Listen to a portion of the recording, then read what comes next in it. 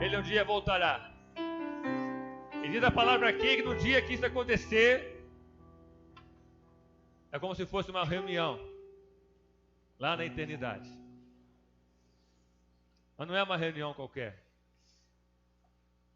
É uma reunião com os escolhidos do Senhor. Mas enquanto isso não acontece, às vezes a gente perde muitas reuniões com o Senhor por motivos fúteis. A gente perde de ouvir a voz do Senhor aqui, antes que tudo isso aconteça, por uma decepção, uma palavra que você ouviu, por uma angústia, por algo que você não gostou. Aí você perde uma oportunidade de se reunir em nome do Senhor. Mas essa reunião aqui nós não podemos perder. Essa reunião Deus tem nos preparado. Deus tem uma preocupação com você, porque Ele se importa com você, companheiro. Ainda bem que se importa, né? Se importa comigo, porque nós somos irmãos. Somos irmãos em Cristo. E Deus nos trata de maneira especial a cada culto, a cada encontro, a cada reunião. Por isso que é importante que nós não percamos isso. Viemos nos preparar abundantemente, porque às vezes estamos deixando isso de lado. Mas o amor do Senhor é extraordinário. A sua misericórdia, a sua benevolência. Mas saiba de uma coisa, pode lá o 3 e 4. Saiba de uma coisa, que isso não vai acontecer sem que antes alguém te engane. A apostasia, que é mentira, é a junção do pecado, do anticristo, do falso profeta. Venha e se manifeste em nós. Paulo aqui, essa carta de Tessalonicenses, é uma das cartas mais íntimas de Paulo. As outras cartas que ele escreveu foram cartas doutrinárias. Mas essa carta aqui foi uma carta pessoal, uma carta de conselho, uma carta para se manifestar as recomendações do Senhor para a igreja naquela hora. E hoje o Senhor tem escrito essa carta em nossos corações. Se eu perguntar aqui os jovens mais novos, né? A gente não sabe nem o que é carta. Não é verdade? Eu sou de uma época aqui, vou aqui me abrir um pouco com os irmãos. Sou de uma época do romantismo. Eu namorei 2 anos à distância da minha esposa. Eu lá em Minas, ela aqui. Namorei por carta. Todo dia uma carta. Era muito assunto. Era bom, né?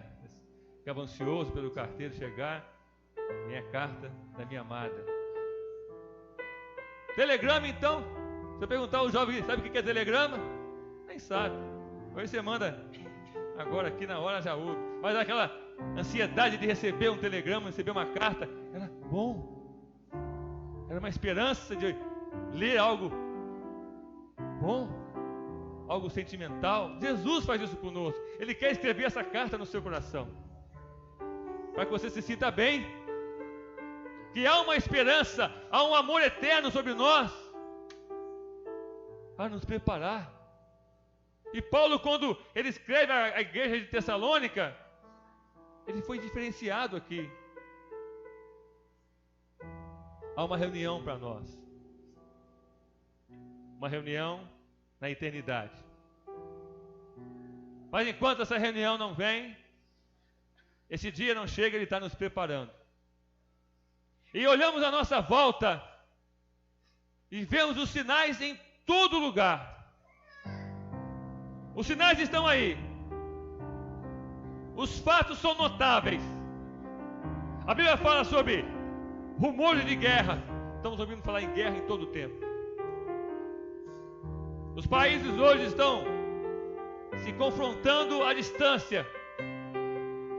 Um solta um míssil aqui e cai lá no oceano, exatamente na divisa entre um lugar e o outro. Aí o outro lá, não, agora sou eu, solta outro míssil. É uma briga de tecnologia, rumores de guerra, nação contra nação. Há um conflito lá fora com tal país, outro país se dói, quer entrar também. As nações estão se unindo para que haja outra guerra. Reino contra reino, pai contra filho, filho contra pai. O amor se esfriando, e a palavra fala que isso é só o princípio das dores. Ainda não são as dores. Nós, irmãos, que Paulo fala aqui, irmãos amados em Cristo, estamos sofrendo esses princípios das dores, porque a dor principal que vai sentir o mundo, mas a igreja vai estar na eternidade com o Senhor. A igreja vai estar nessa reunião gloriosa. Terremotos. A Bíblia fala que haverá terremotos em todos os lugares. E quando o terremoto vem, ele destrói construções, destrói casas, prédios. Dependendo da situação, aonde for o terremoto, os mares entram por terra dentro, destruindo plantações, inundações. Isso dá dor, isso causa sofrimento, isso causa angústia. Tudo isso é o princípio das dores. Mas ao mesmo tempo que há esse terremoto lá na humanidade, e você está vendo isso acontecer, há um terremoto espiritual que Deus está fazendo no meio da igreja. Um terremoto para abalar a sua estrutura espiritual, para acordar você nesta hora. Acorda, irmão. É o Senhor te sacudindo para você despertar para esse momento, para você viver a integridade de Deus, sair desse evangelho histórico que o mundo vive, que parou ali na crucificação. O mundo parou na crucificação. A história de Jesus para eles parou ali na crucificação. Mas existe um evangelho, existe um cristianismo, existe uma igreja que foi mais além. E nós somos uma igreja dessa última hora, que prosseguiu mais além. Jesus ressuscitou e Ele está vivo em nosso meio, para vivermos esse evangelho, esse cristianismo eterno que não acaba. Não estou aqui dizendo o nome de igreja, estou dizendo de um cristão que vive a bênção de Deus, não esse cristianismo falido que o mundo está aí fora. Esse terremoto que o mundo vive causa dor, mas esse terremoto que o Senhor está fazendo no nosso meio nos dá esperança.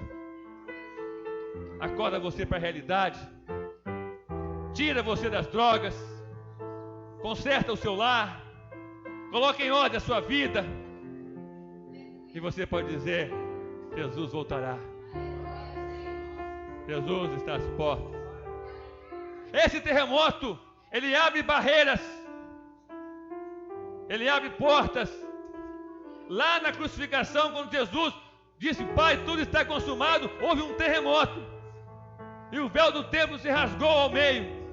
O mundo não entendeu isso, mas aquela igreja que foi mais além e está aqui até hoje, ela entendeu que ali abriu uma porta para que você tenha acesso ao Senhor diretamente.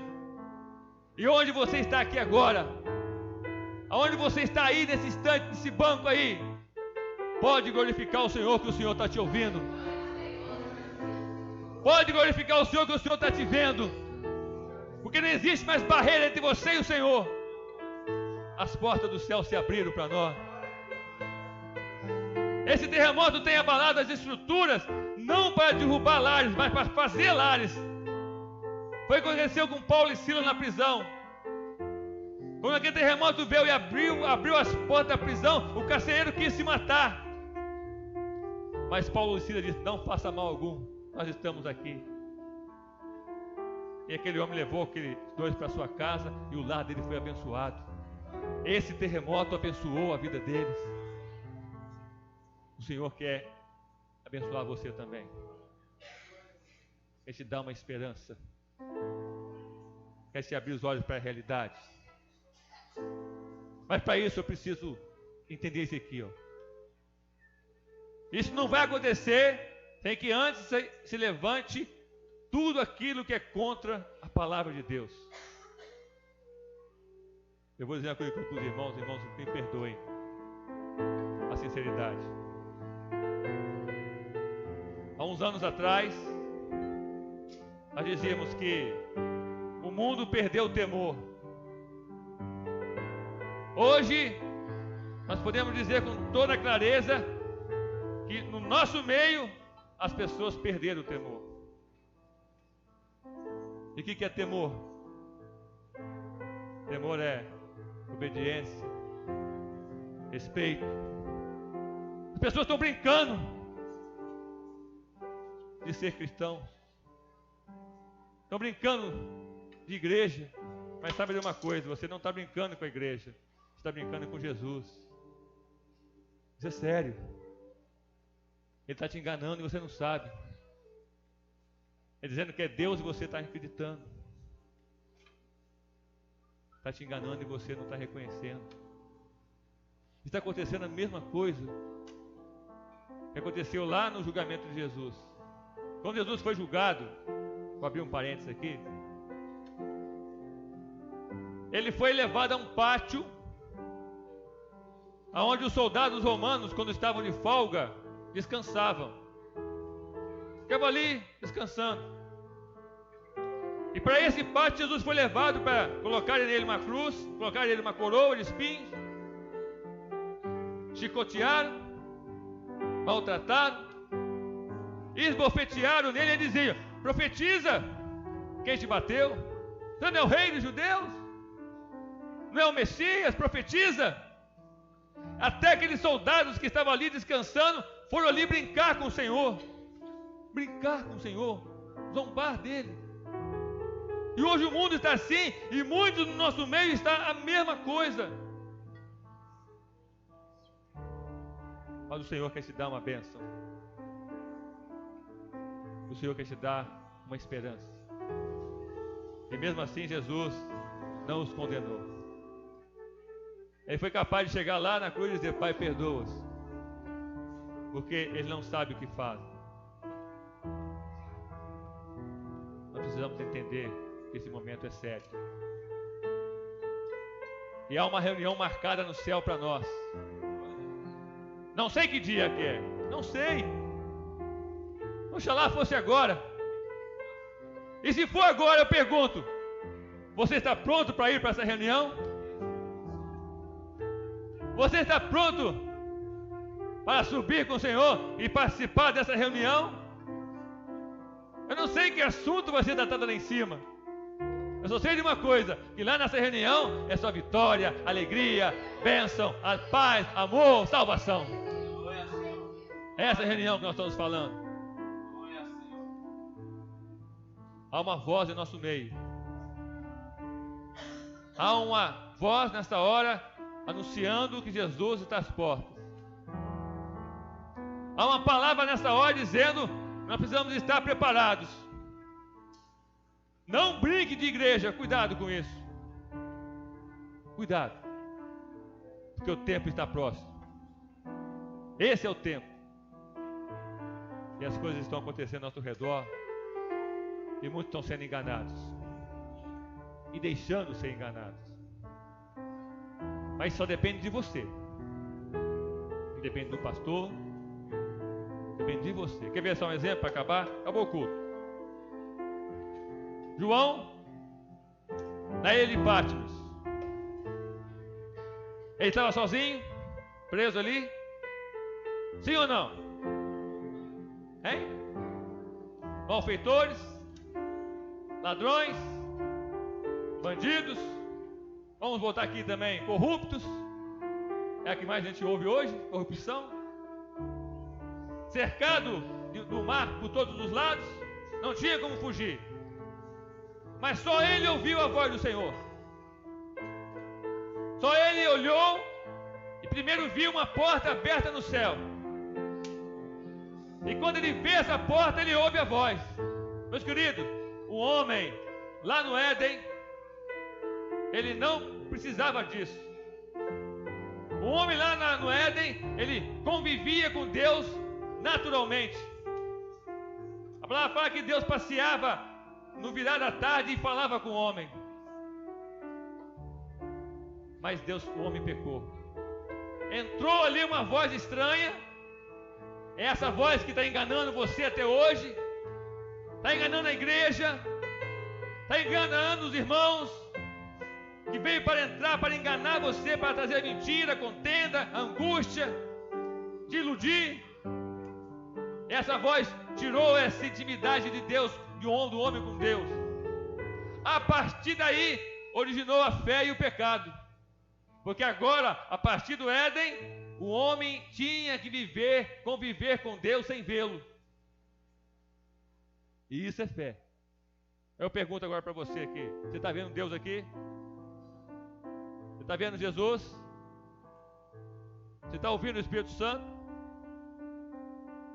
Mas Ele está aqui no nosso meio. Mas Ele está aqui no nosso meio. E quer falar com você. Por isso que João ficou por último. Porque Jesus quis assim. E Pedro pergunta isso para ele: Senhor, o que vai ser de João? Eu quero que ele fique até o fim. Houve até uma discussão entre os discípulos, achando que ele não ia morrer. Mas não era isso que Jesus queria dizer. Ele estava dizendo: a igreja amada, porque João era considerado o apóstolo do amor, a igreja amada do Senhor vai ficar até o fim. Ela vai resistir, ela não vai se corromper, ela vai ouvir a minha voz, não importa a situação, ela não vai ser enganada, porque a igreja que não é enganada, ela ouve a voz do Senhor. E a voz do Senhor para nós nessa última hora é: sobe aqui, para nos reunirmos com Ele na eternidade, e o nome do Senhor venha a ser glorificado. Eis que cedo vem, eis que veio sem demora, em breve voltarei. Você crê nisso? Ele está por chegar. E está nos preparando. Uma igreja. Os irmãos em Cristo. Nós não podemos perder essa reunião não, companheiros. Essa reunião nós não podemos perder. Você pode até perder uma reunião hoje. E tomara que você não perca amanhã. Porque Deus está nos avisando. Os mesmos sinais que Deus dá lá no mundo. Os mesmos sinais que o Senhor está mostrando para nós, dos princípios das dores, Ele está dando para a igreja: ó, vou voltar, hein? Estou à porta. Estou vindo. Espere um pouco mais. Os sinais são notórios lá fora e são notórios aqui dentro também. Mas aquele que está brincando, aquele que está somente de passagem, não está levando isso a sério, não está entendendo. Mas Deus quer falar com você nesta noite. Há uma coisa séria para acontecer. E nós precisamos tratar isso com seriedade. Nós precisamos entender isso com seriedade. Ora, irmãos, rogamos, rogar e orar. O que nos resta agora é orar. Somente isso. Orar para que o Senhor nos abençoe. Para que não venhamos ser enganados. Porque tem um aí fora querendo falar que é Deus e você está acreditando. Quer trazer contenda, trazendo mentiras. Há uma reunião com Ele. A reunião é com Jesus. E Jesus não vai vir aqui. Ele vai nos buscar nas nuvens. E o nome do Senhor vai ser glorificado. Você quer participar dessa reunião? Sim ou não? Eu quero. Eu preciso estar lá. E não posso estar sozinho, porque o Senhor fala aqui, ó: irmãos, Irmão não é um só. Irmãos, é um corpo. Muitos.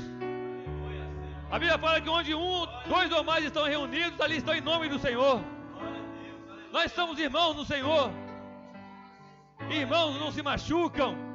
Irmãos não se brigam. Irmãos não entram em contenda. Irmãos, glorificam o nome do Senhor nessa hora. Louvado seja o nome do Senhor. Que Deus os abençoe.